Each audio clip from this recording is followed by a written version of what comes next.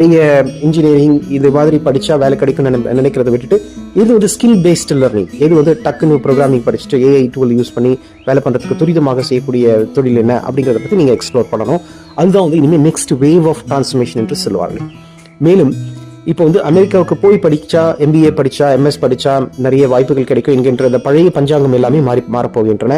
1.5 கோடி ரூபாய், 1 கோடியிலிருந்து 2 கோடி ரூபாய் வரை செலவு செய்து அங்க படிப்பது வந்து தரமான கல்வி தான் இருக்கும், இல்லைன்னு சொல்லல.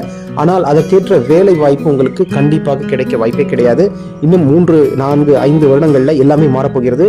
எல்லா கண்ட்ரீஸ்லயும் அவர்களுடைய உறுப்பினர்களுக்கு மட்டுமே வேலை வாய்ப்பு, அவர்களுடைய பிரஜைகளுக்கு மட்டுமே வேலை வாய்ப்பு கொடுக்கக்கூடிய ஒரு நிலைப்பாடு வருவதற்கான வாய்ப்புகள், சாத்தியக்கூறுகள் அதிகமாக இருக்கின்றன.